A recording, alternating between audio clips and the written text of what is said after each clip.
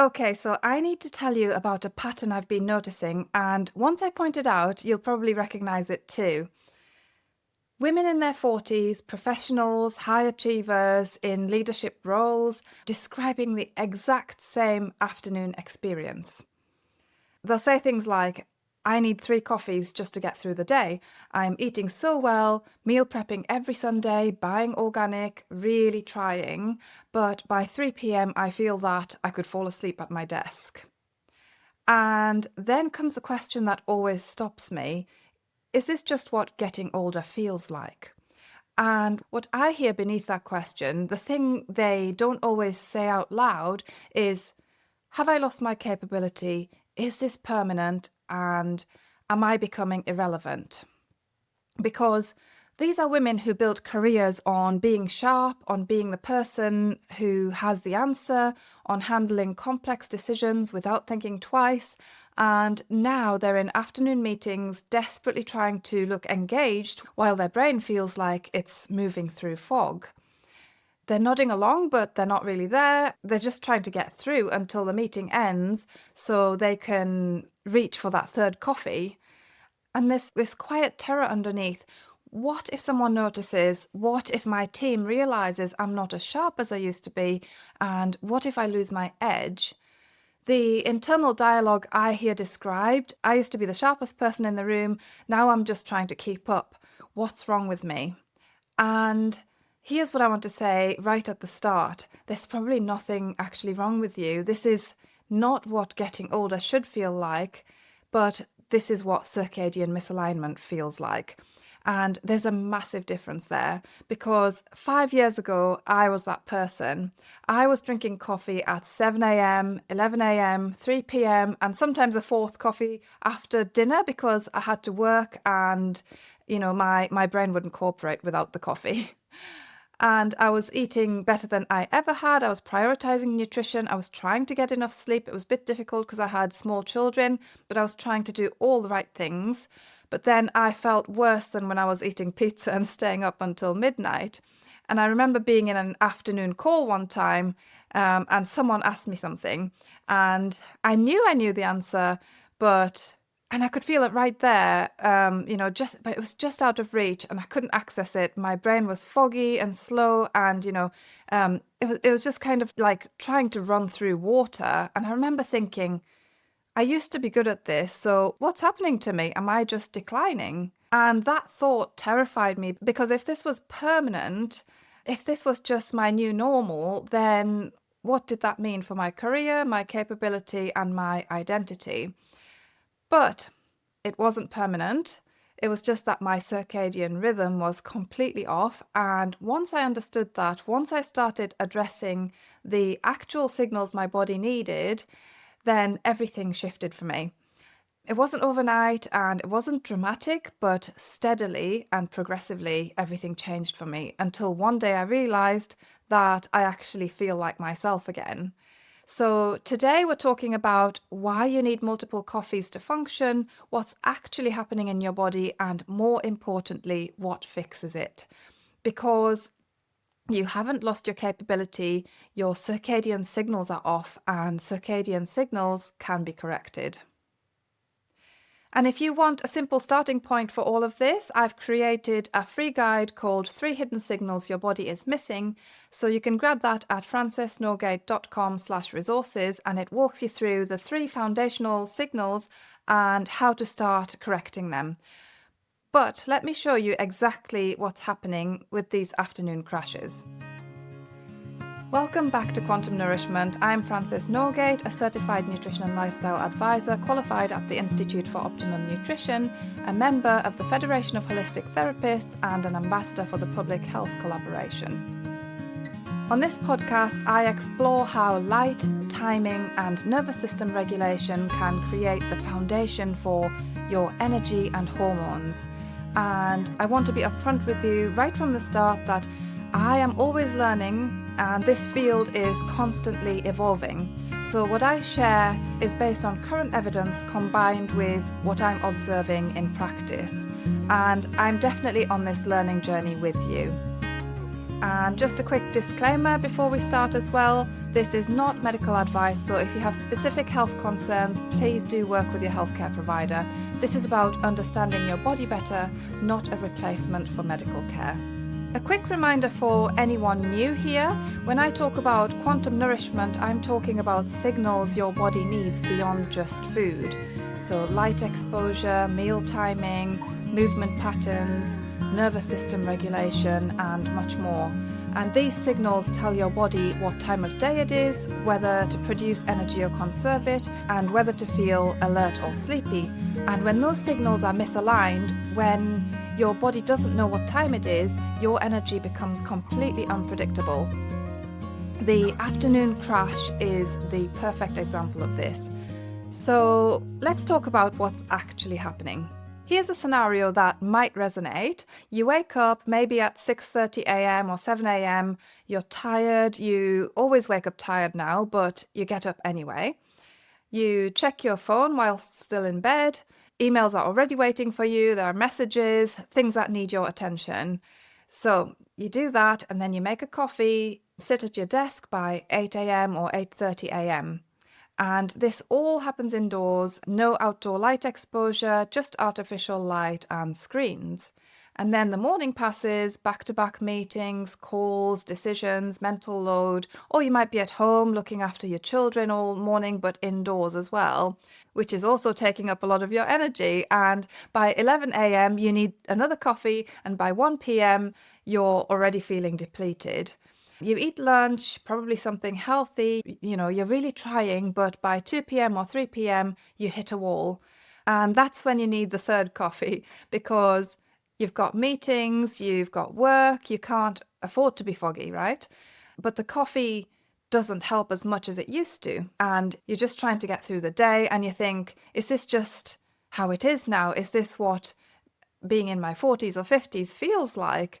If that scenario is familiar, here's what I want you to understand. That afternoon crash probably started at 7 a.m. Not at lunch, not at 2 p.m., at 7 a.m. when your circadian rhythm didn't receive the signal it needed to set your energy for the entire day. So let me explain what I mean by this. So during my training with the Institute for Optimum Nutrition, I learned about this concept called the cortisol awakening response. And when I first studied it, I thought, okay, so cortisol rises in the morning, that makes sense. But what I didn't understand then, and what's taken me years to fully grasp, is how specific and crucial that morning cortisol pattern is for your energy throughout the day.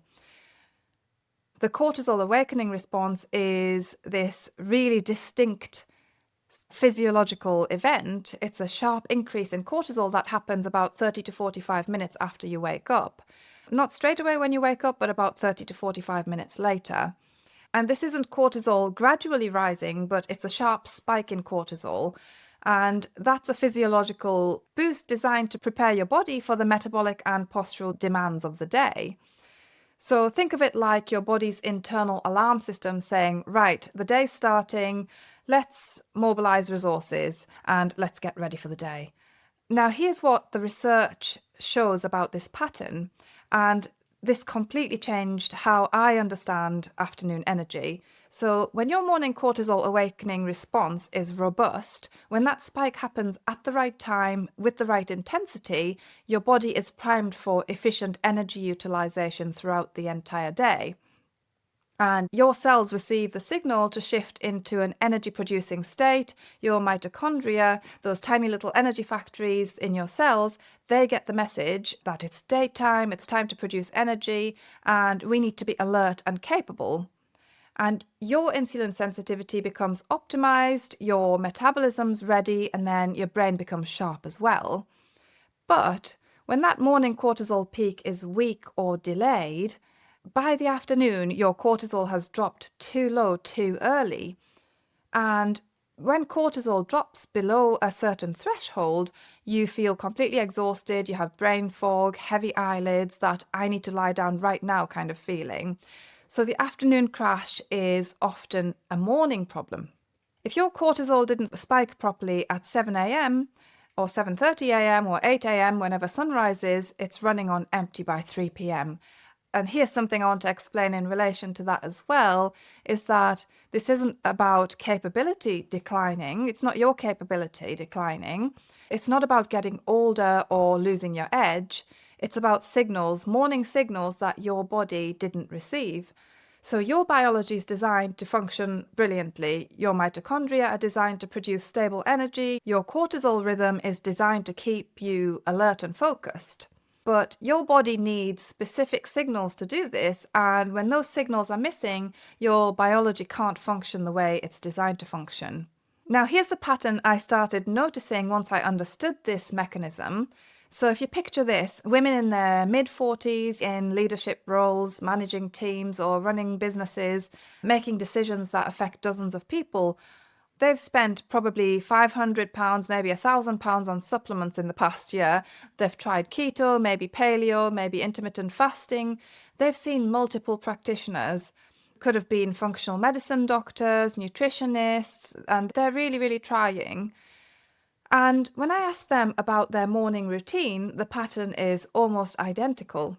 So they wake up, check their phone while they're still in bed, emails, Slack messages, things that need immediate attention, get up, make coffee, maybe have a quick bite if there's time, sit at the desk by 8 a.m. or 8:30 a.m.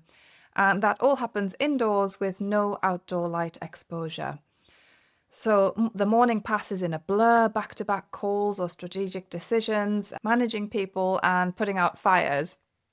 But by 3 p.m, they're desperate for a coffee, their brain's barely functioning, just trying to get through until they can go home and collapse. And they all describe the afternoon the same way, which is, I can get through the morning on sheer willpower, but by 2 p.m, it's like someone's pulled the plug and I'm in meetings and I'm nodding along, but I'm not really there. I'm just trying to look engaged until it's over. And they're terrified someone's going to notice, that their team will realize they're not really as sharp as they used to be, that they'll lose their edge, and that they're becoming irrelevant.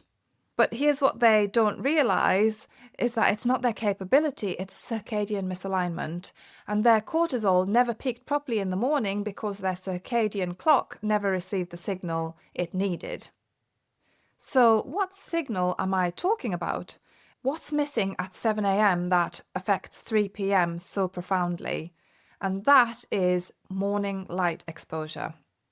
Your cortisol awakening response, that morning spike, is controlled by your circadian clock, specifically by something called your suprachiasmatic nucleus, which is your master clock in your brain. And that clock is set primarily by light exposure.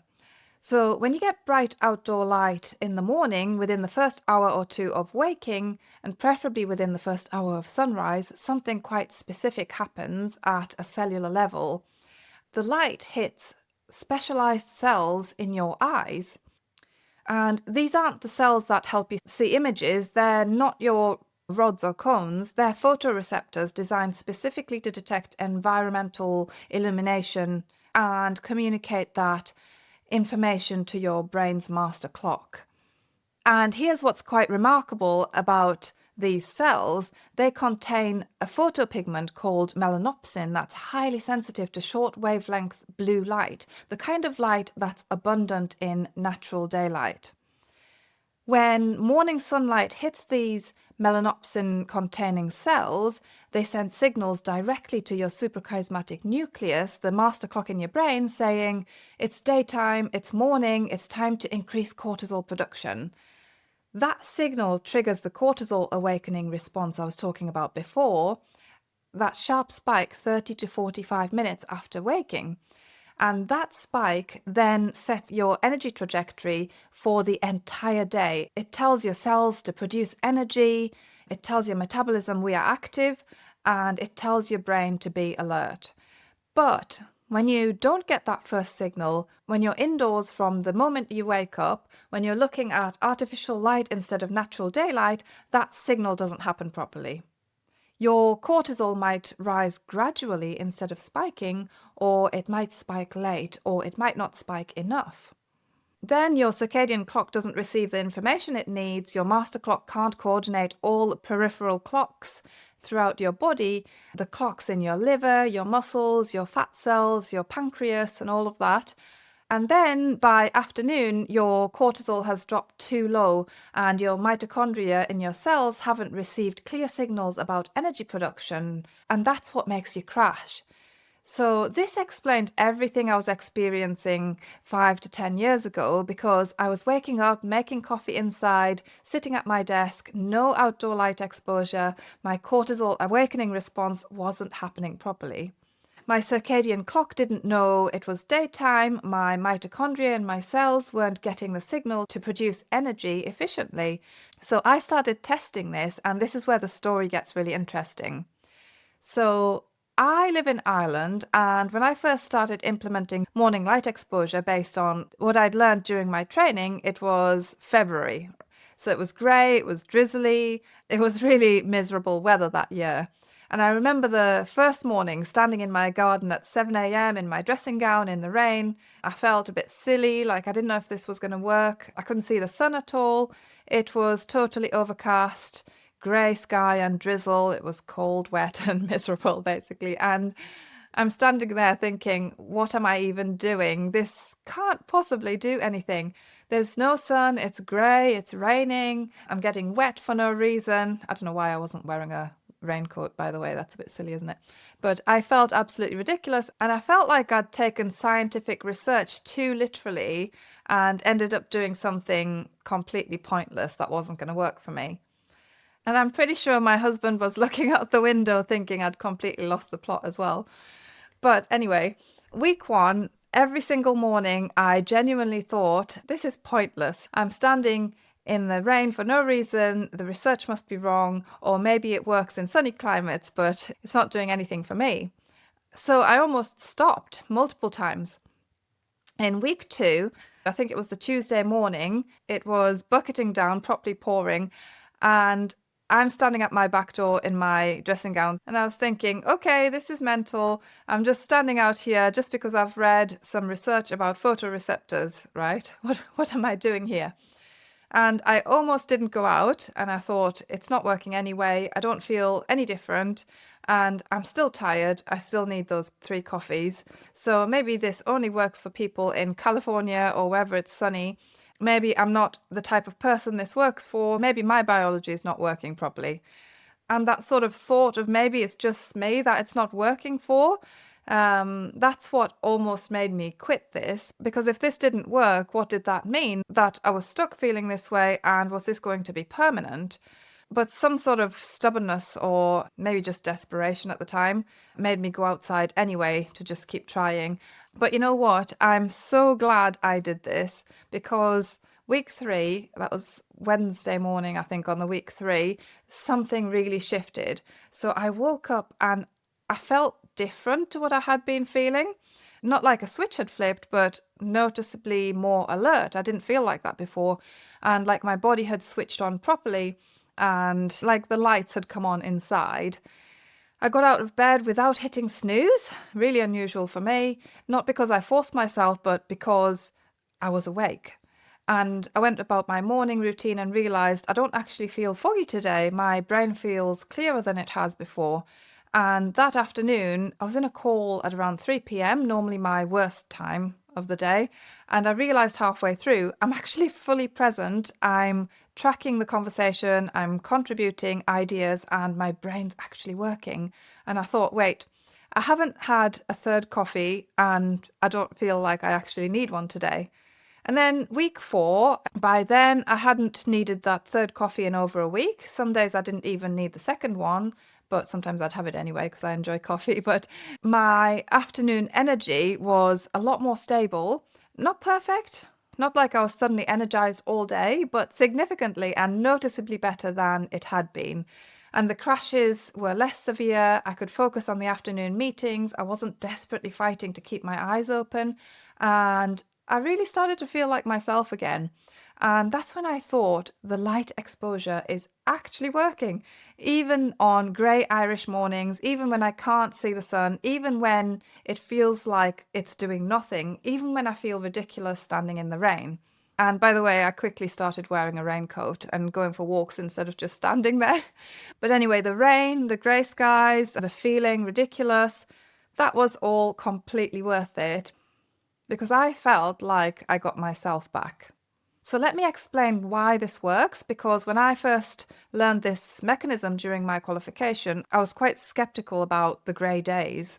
Surely outdoor light on a grey day isn't bright enough to matter. Surely you need actual sunshine. But here's what the research shows.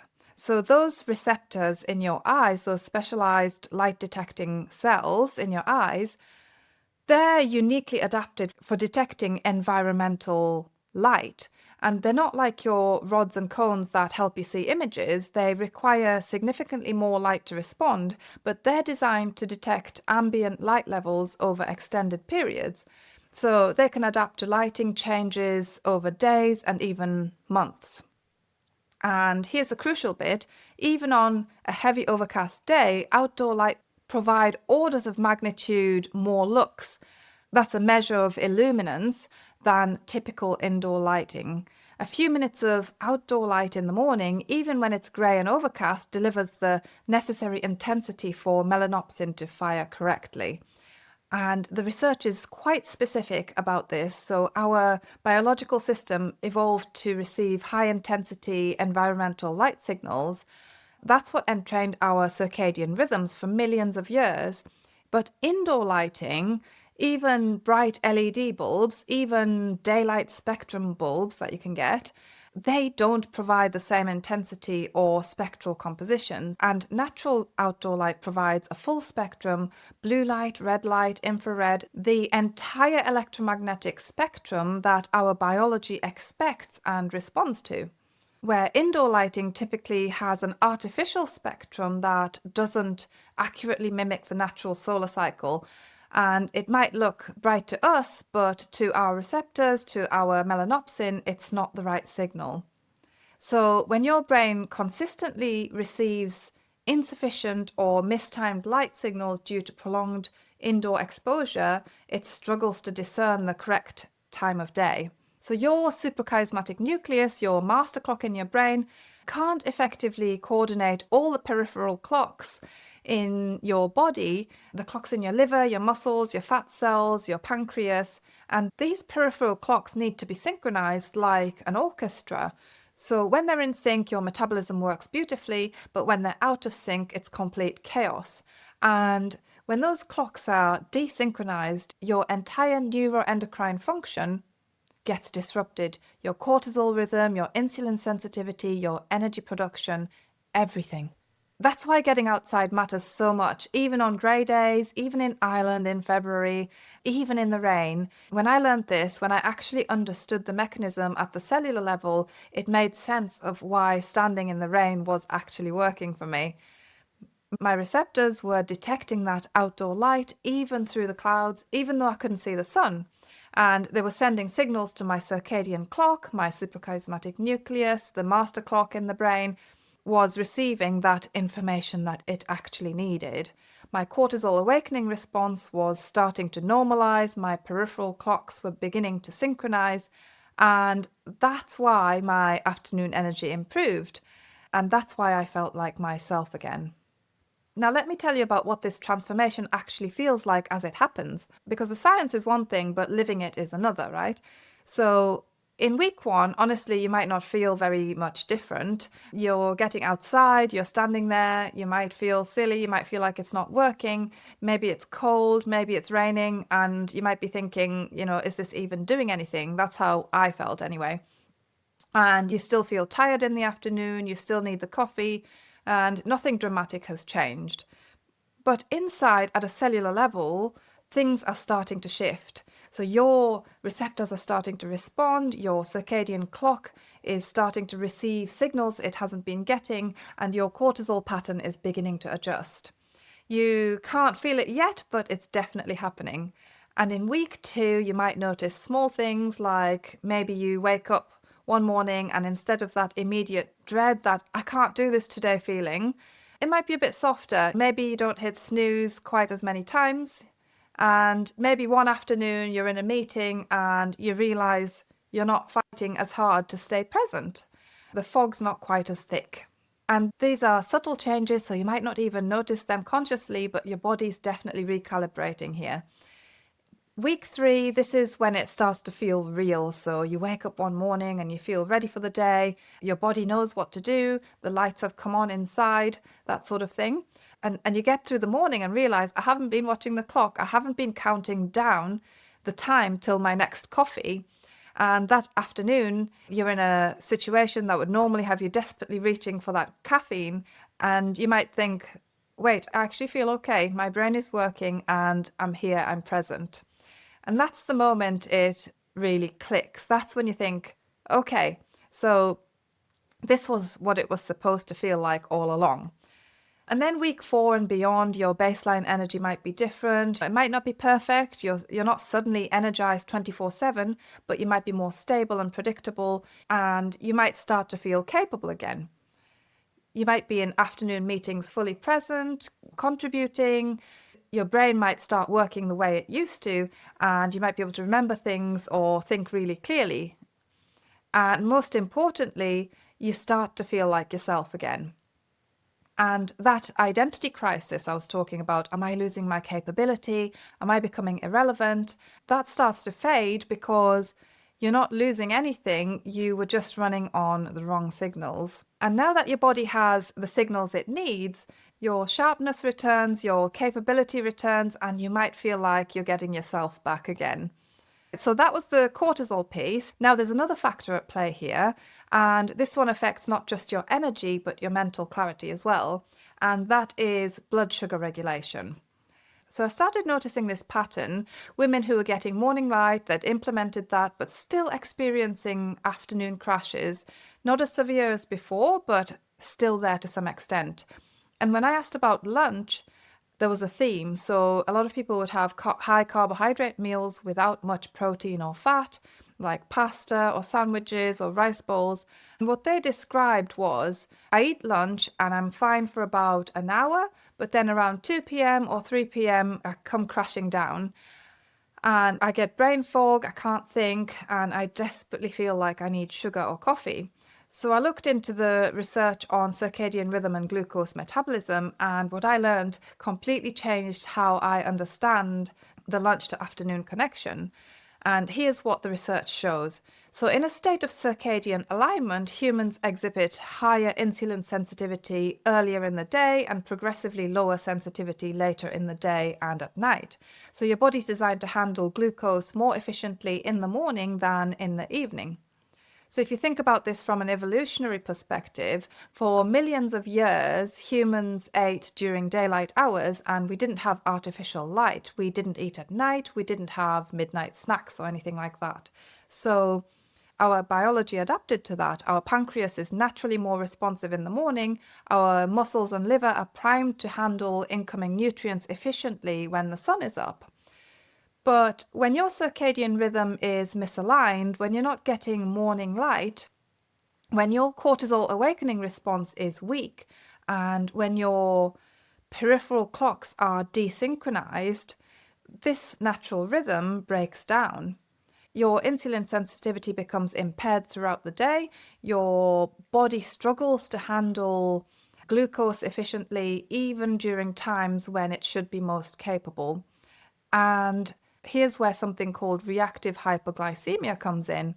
And this is really important for understanding why you feel foggy and incapable in the afternoon specifically. So reactive hypoglycemia is when your blood sugar drops too low. It's typically about 2 to 4 hours after eating, especially after a meal that's rich in refined carbohydrates. So here's what happens. You eat a high carb lunch like pasta, bread or rice. Your blood sugar spikes quickly and your pancreas releases insulin to bring the blood sugar down. But when your metabolic systems are dysregulated, often due to something called chronic hyperinsulinemia, and insulin resistance from circadian misalignment, your pancreas overproduces insulin. It releases too much, more than necessary to handle glucose, and that excessive insulin then rapidly clears glucose from your bloodstream. So your blood sugar then doesn't just come back down to baseline, but it plummets below the baseline. So then you go hypoglycemic, which is low blood sugar. And when blood sugar crashes, you feel tired, foggy, you'll feel irritable, shaky, your brain can't function properly because your brain runs on glucose. And then you can't think clearly, you can't access information you know, and you feel incapable. And you might start to feel incapable. And that's a terrifying feeling because in that moment, it feels like you're losing mental edge, like you're becoming less competent. But it's not capability, it's blood sugar. It's circadian misalignment affecting your insulin sensitivity. And this cycle of elevated glucose followed by insulin surge and subsequent crash creates metabolic instability throughout your day. And that's a clear indicator of metabolic inflexibility. So your mitochondria in your cells are struggling to efficiently switch between fuel sources and maintain stable energy production. I started noticing this in myself once I understood the mechanism. On days when I got outside for a walk in the morning, proper outdoor light exposure within an hour of sunrise, I could eat a lunch that contained carbs and I would be absolutely fine. I might have a slight dip around 2 p.m., but it was a manageable dip, and that's completely normal. But my brain still worked and I could still think straight. And on days where I went straight from bed to desk with no outdoor time, the exact same lunch would knock me out completely. So I hadn't done anything differently, eaten the same food, but my light exposure was different. So I would have brain fog that was so thick I couldn't think through simple problems, or heavy eyelids, just feeling like I needed a nap or another coffee just to stay conscious. And the worst part was that feeling of, why can't I think? Why is this so hard? I used to be able to do this, and I could even do this the other day. So that was with the same food, but different circadian context, which then created a completely different outcome for me. And this is the pattern that I'm seeing: women eating the exact same meals, but experiencing completely different mental clarity depending on whether they got morning light or not. Because when your circadian rhythm is aligned, your insulin sensitivity is better and your body handles that lunch more efficiently. Your blood sugar stays stable and your brain continues to function. And even the blood sugar piece, even your ability to think clearly in the afternoon, comes back to circadian signals. So now let me talk about the coffee itself, because this is where my own experience really shifted things. And I think this might resonate with you if you're someone who feels like you can't function without coffee. So I used to have coffee immediately upon waking, and I often say that I had the kettle on before my eyelids were fully open. So I'd have a coffee at 7 a.m. and then 11 a.m. another coffee, 3 p.m. a third coffee, sometimes a fourth coffee after dinner. Like I said before, because I have to work in the evening sometimes, and I need my brain to cooperate. And I thought, I just need caffeine to function, and that's how I'm wired. I'm just a person who needs coffee. But then during my training, I learned about caffeine timing and its effects on cortisol production, and that completely changed how I approached coffee. So here's what happens when you drink coffee first thing in the morning before your cortisol awakening response has occurred. So caffeine directly stimulates the release of cortisol, and it causes a surge in cortisol. Now, your cortisol is already supposed to be rising naturally as part of the awakening response, but when you add caffeine on top of that, you're creating an artificial signal. Or, and this is more common, if your natural cortisol awakening response is weak or delayed because you're not getting enough morning light, you're using caffeine to compensate, and you're replacing the natural cortisol signal with a caffeine-induced signal. And over time, your body adapts. What we call your HPA axis becomes reliant on that external stimulation. And your body thinks, we don't need to produce as much cortisol naturally because we're getting the wake-up signal from caffeine. And this is called cortisol desensitization. Your body becomes dependent on caffeine for the wake-up response that should be happening naturally. And then by mid-afternoon, when the caffeine wears off and your natural cortisol is declining, you crash hard. So you reach for more coffee, which gives you temporary energy, but then also keeps you wired into the evening, which disrupts your sleep, which makes you more tired the next morning, which then makes you need more coffee. So it's a cycle, and it's quite difficult to break out of if you don't address the underlying circadian misalignment. And then there's something called adenosine, which explains why that third coffee at 3 p.m. never helps as much as the first one did. So adenosine is a molecule that accumulates in your brain throughout the day as a byproduct of cellular energy production. And the longer you've been awake, the more adenosine builds up. So adenosine binds to specific receptors in your brain, and when it does, it signals you've been awake for a while, you're getting tired, and it's time to rest soon. And this is called sleep pressure. So the natural drive towards sleep that builds throughout the day. Well, caffeine works by competitively blocking these adenosine receptors, and it doesn't actually give you energy, it prevents adenosine from making you feel tired. So when you drink coffee, adenosine is still accumulating in the background, you just can't feel it because the caffeine is blocking the receptors. It's almost like you're turning off your fuel gauge, the tank is still getting empty, you just can't see that it's getting empty.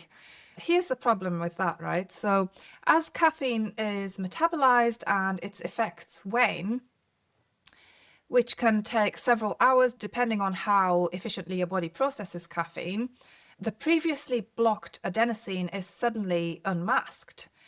And all that accumulated adenosine from the entire day hits you at once. So that's what the crash is, that overwhelming fatigue that hits you around 3 p.m. or 4 p.m. So if you've been drinking coffee all morning and early afternoon, you've got a huge backlog of adenosine waiting for you. And when the caffeine finally wears off, you feel completely exhausted. You're not just fighting normal afternoon tiredness, you're fighting the accumulated sleep pressure from the entire day. And the research shows that caffeine directly influences the circadian timing system itself. It alerts clock gene expression and behavioral rhythms. So caffeine isn't just masking fatigue, it's actually disrupting your circadian timing and making the underlying problem worse. So I started testing a different approach. So this required some willpower initially. So waiting 90 minutes after waking before having my first coffee, and getting outside first, having some water, having breakfast, then having a coffee around 9 a.m. instead of 7 a.m. And I'm not going to lie, the first few days were really difficult. I genuinely felt like I needed that coffee immediately when I woke up in the morning, like I couldn't function without it. The first morning I woke up and my brain immediately said, right, I need a coffee right now.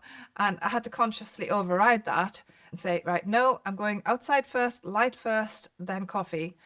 It felt totally wrong, like I was setting myself up to have a terrible morning, but I did it anyway. Went outside in my dressing gown for 15 minutes, came back in, had some water, made some breakfast, and then around 9 a.m. I had my coffee.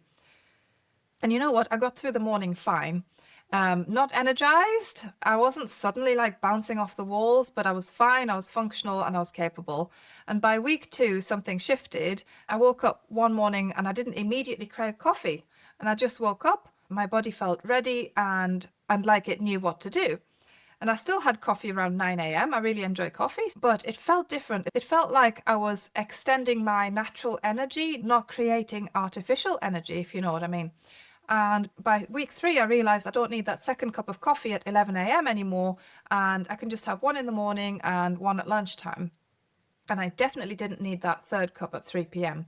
Not because I was being really strict with myself, but I genuinely felt like I didn't need it anymore.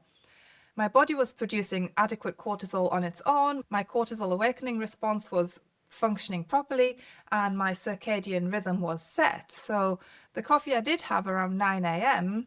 was extending my natural cortisol peak, not replacing it. And by the afternoon, because I hadn't been masking adenosine buildup all day with multiple coffees, the crash was much less severe than it was before.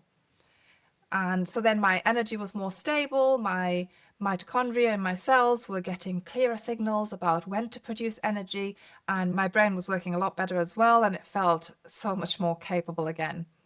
Now, here's another piece that surprised me when I first learned about it. So that's about breakfast, and specifically the timing and composition of breakfast and how that affects your entire metabolic day.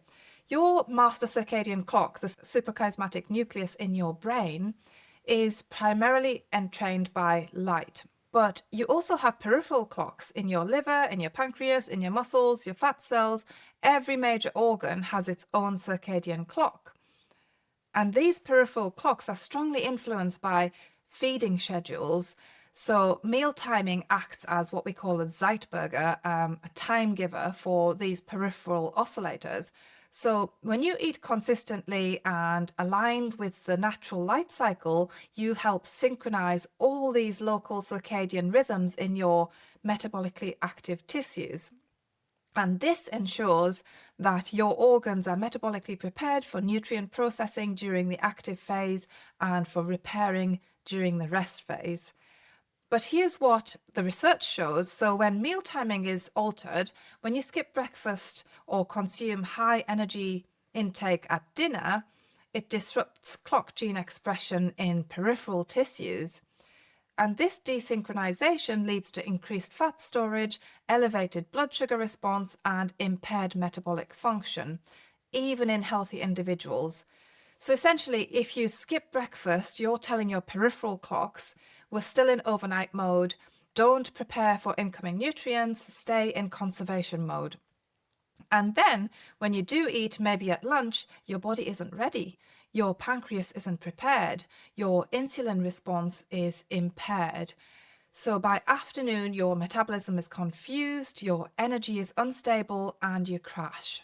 And here's where breakfast composition becomes really important. So the research shows that high protein and high fat breakfast consumed in the morning is particularly beneficial for stimulating the entire circadian system and promoting blood sugar stability. Protein is more satiating than carbohydrates because it slows digestion and absorption. And this prevents rapid spikes and subsequent crashes in blood sugar. And crucially, pancreatic function, including insulin secretion, is naturally upregulated in the morning. So when you provide high quality protein and healthy fats at this time, you're aligning with your body's peak metabolic readiness. You're allowing for efficient nutrient utilization, you're minimizing excessive insulin spikes, and you're supporting stable blood sugar throughout the day. By promoting stable glucose and insulin levels, protein-rich breakfast supports metabolic flexibility. And your mitochondria in your cells can efficiently switch between fuel sources, so glucose when it's available, fat when it's not, and maintain consistent energy transformation throughout the day. Your brain has stable fuel, your thinking is clearer, and then you'll feel more capable as well as a result. Now, I used to skip breakfast quite often, not really intentionally. I just wasn't hungry in the morning, or I was too busy with the children, or, I wasn't really looking after myself. So I'd have a coffee, maybe some toast if I had time, but usually just a coffee and then straight into work. But when I started eating breakfast consistently within 2 hours of waking with 25 to 30 grams of protein, my entire day changed. It did take about a week for my body to adjust because at first I wasn't really that hungry for that much food in the morning. So forcing down protein like eggs in the morning felt kind of wrong. But by week 2, something shifted. I started waking up actually hungry. My body was starting to expect breakfast. My hunger signals had recalibrated. So I was eating more in the morning and naturally eating less in the evening, and I felt so much better for it. And those afternoon crashes were much less severe because my blood sugar was more stable throughout the day and my energy was then much more predictable. I could think clearly in the afternoon, I could contribute in meetings, and I felt much sharper again. And when I looked at the research, it made sense. I was synchronizing my peripheral clocks, my pancreas was getting the signal that it's daytime and food is coming, my liver was primed for nutrient processing, and my entire metabolic system was working with my circadian rhythm instead of against it. All right, so there's one more piece I wanted to talk about, and that is something that I think doesn't get discussed enough when people talk about afternoon crashes, and that's your nervous system state. So I started noticing this pattern once I understood the circadian biology. Women who were implementing morning light, eating breakfast, managing blood sugar, and still experiencing some afternoon fatigue. And when I asked about their workday, the pattern was quite clear. So they would have back-to-back meetings all morning, no breaks, high stress, constant mental demand, eating at their desk whilst checking emails, and no actual rest. And by 2 p.m., they weren't just experiencing a mild circadian dip, they were actually experiencing nervous system exhaustion. So when your nervous system is in chronic sympathetic activation, which is the fight or flight mode, your body is constantly producing stress hormones. And whilst you need cortisol and adrenaline at the right times, if they are chronically activated all day with no recovery, they deplete your energy reserves. So think about what fight or flight is actually designed for. It's for short-term threats. So you need a burst of energy to escape danger, to fight, to respond to an immediate crisis. But that energy comes at a cost. Your body diverts resources away from digestion, immune function, and tissue repair, all the rest and digest functions, and channels everything into immediate survival. And that's fine maybe for a few minutes, maybe even an hour occasionally. But if you're living in that state for 6, 8, 10 hours straight, you're constantly depleting without adequate recovery. And by afternoon, you're running on empty, not because your circadian rhythm is off, but because your nervous system is completely exhausted and your mitochondria and your cells are struggling because mitochondria need a state of safety, a parasympathetic state to produce energy efficiently. And when your nervous system is chronically activated, your mitochondria can't exit cellular defense mode. They can't fully engage in energy production because they're in survival mode. And you feel it as exhaustion, brain fog, inability to think clearly, feeling overwhelmed, emotional fragility, and so on. So here's what I started testing, both for myself and to women that I work with. Taking actual breaks during the morning and afternoon, not scrolling on my phone for 5 minutes, but actual breaks, genuine parasympathetic activation. So things like stepping outside for 5 to 10 minutes, not to exercise, not to be productive, just to be outside and look at the trees or far away, or the sky, for example, and let my eyes relax on something far away. And that simple act of looking at something distant instead of a screen that's 18 inches from your face activates your parasympathetic nervous system. Or do what we call 4-7-8 breathing. So in for 4 counts, hold for 7 counts, and out for 8 counts. And just for 2 to 3 minutes. And this directly activates your vagus nerve and shifts you into parasympathetic mode. Another one is eating lunch away from your desk, ideally outside, and actually rest for 10 to 15 minutes with no emails, no Slack, no work, just resting. And the difference in afternoon energy after doing these things was quite significant because you're giving your nervous system permission to recover before the afternoon starts. So if you're creating windows of parasympathetic activation during the day, your nervous system learns it's safe to rest, we can shift out of fight or flight mode, and we don't have to be on high alert constantly. And when your nervous system has practice shifting into parasympathetic mode during the day, it's able to do it more easily, so it becomes more flexible and more resilient. Then your mitochondria can produce energy more efficiently, and your thinking stays clear, and you're able to maintain your capability throughout the entire day. Now, if you're in your 40s or 50s and this afternoon crash has become significantly worse in the past few years, there's probably a perimenopause component to this as well. So I've been learning about how estrogen and progesterone affect circadian rhythm, and the connection is quite significant actually. So these hormones affect cortisol patterns, they affect your nervous system's ability to regulate stress, they affect insulin sensitivity, and they affect your mitochondrial function. As estrogen and progesterone decline and fluctuate during perimenopause, your circadian signals become less stable. So the same amount of work that you used to handle easily becomes exhausting.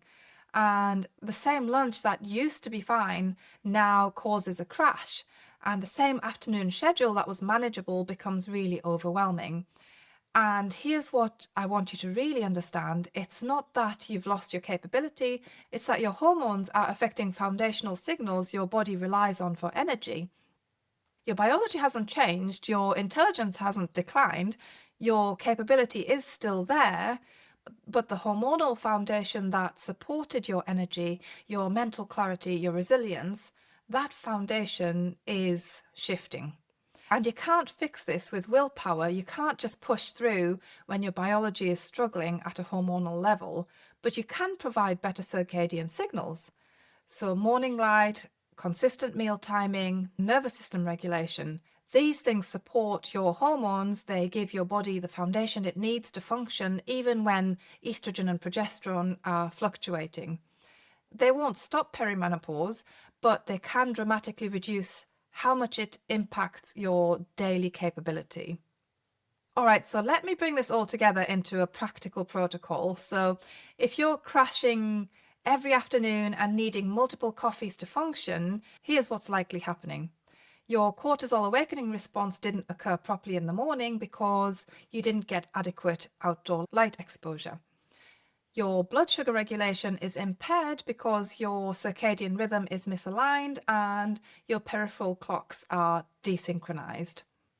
Your nervous system is depleted because you've been in sympathetic mode all morning with no recovery windows, and possibly if you're perimenopausal, hormonal fluctuations are amplifying all of this.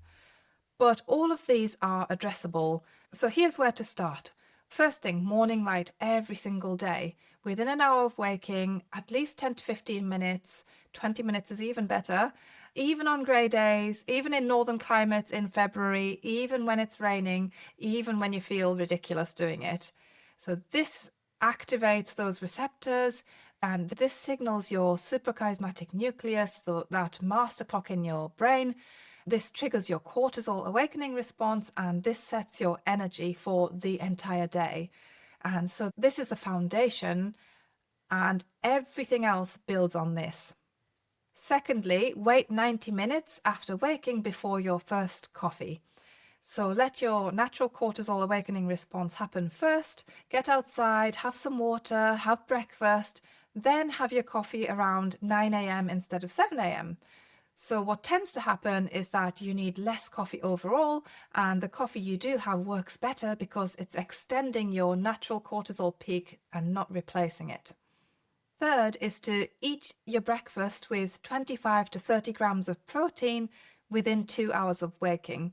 And this synchronizes your peripheral clocks. It signals to your pancreas and liver that it's daytime, it stabilizes your blood sugar throughout the day, and it supports metabolic flexibility and mental clarity.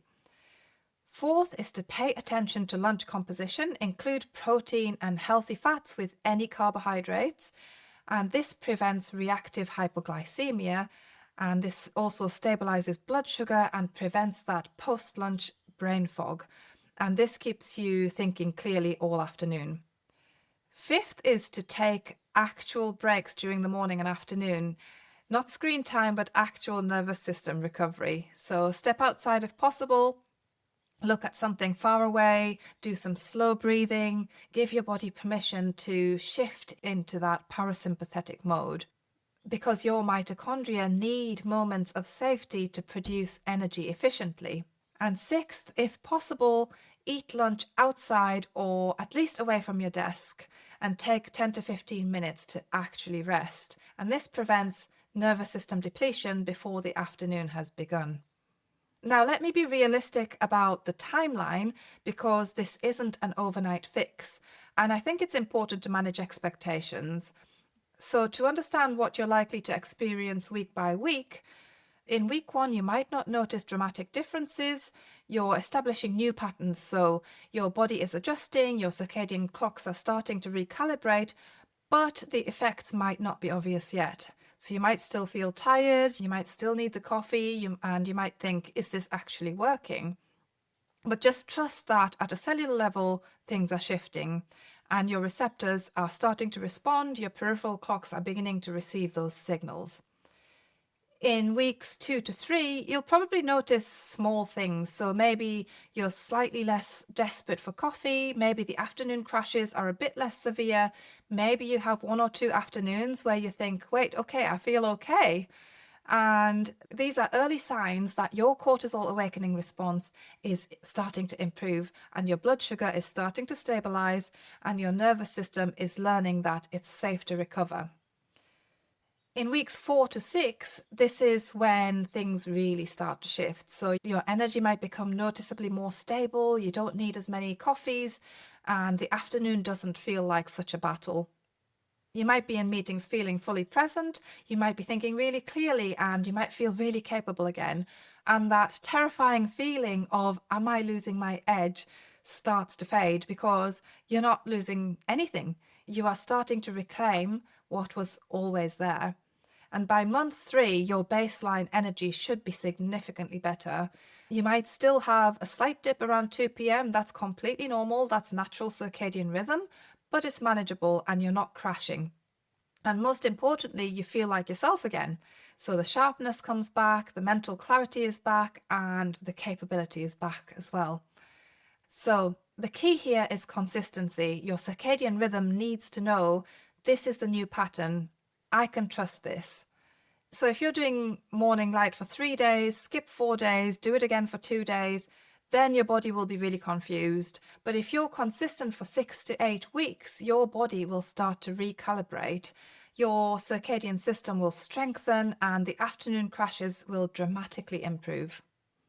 So here's what I want you to take away from all of this. When you think, I need 3 coffees just to get through the day, what you're actually experiencing is circadian misalignment. When you think, I'm losing capability, what's actually happening is your body isn't receiving the signals it actually needs. And when you think, is this just what getting older feels like? The answer is no. This is what circadian misalignment feels like. And circadian misalignment can be corrected. Your body is designed to produce stable energy. Your mitochondria are designed to function brilliantly. Your cortisol rhythm is designed to keep you alert and sharp. But your body needs specific signals in order to be able to do this. And this isn't about being more disciplined or trying harder. This isn't about pushing through or toughing it out.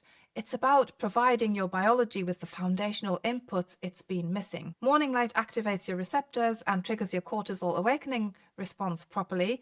Breakfast with protein synchronizes your peripheral clocks and stabilizes blood sugar. And appropriate lunch composition prevents reactive hypoglycemia and keeps your thinking clear. And nervous system breaks allow your mitochondria to produce energy efficiently. So when you address these foundational signals consistently, your natural energy returns, your mental clarity returns, and your capability returns. And most importantly, you return. Not overnight, not with perfect linear progress, not without some days being harder than others, but steadily and progressively until one day you realize, I feel like myself again. And the beautiful thing is that these interventions improve everything else too. Your sleep, your mood, your focus, your hormonal balance, your resilience, because you're addressing the foundation, the circadian rhythm that underlies all of these systems. The afternoon crash is fixable. You have not lost your capability, but circadian signals can be corrected and you can feel like yourself again. If you want to download that free guide, 3 Hidden Signals Your Body is Missing, you can grab it at francesnorgate.com/resources. It walks you through the most common circadian signals that get disrupted and how to start correcting them. And if you're not already subscribed to my free weekly newsletter, Quantum Nourishment Weekly, I share one actionable circadian health tip you can implement that week, every single week, like practical strategies for energy, hormones and metabolism. You can find that newsletter at francisnorgate.com/resources or at francisnorgate.substack.com. And if you found this episode helpful, I'd be so grateful if you'd subscribe wherever you listen to podcasts. And if you do have a moment, then if you could leave a review, that really helps other people in the same situation to find this show as well. So next week we're talking about weight loss resistance and leptin. But here's what I haven't told you yet. There's one specific thing almost every woman I come across does with meal timing. It seems completely innocent. In fact, you've probably been told this is healthy, but it's the single biggest thing that tells your body to hold on to every pound and don't let it go. So it's about when you eat breakfast, or more accurately, when you don't eat breakfast, and the effect it has on leptin, your master weight regulation hormone. When I learned this mechanism, I remember thinking this changes absolutely everything about why women in their 40s suddenly can't lose weight using the methods that worked in their 30s. The connection between meal timing, circadian rhythm and leptin signaling, it's really profound, and once you understand it, you really can't unsee it. So I'm going to break down the entire leptin circadian meal timing connection next week, because if you've been stuck, this might be the missing piece. Thank you so much for listening to this episode. Take care, and I'll see you next week.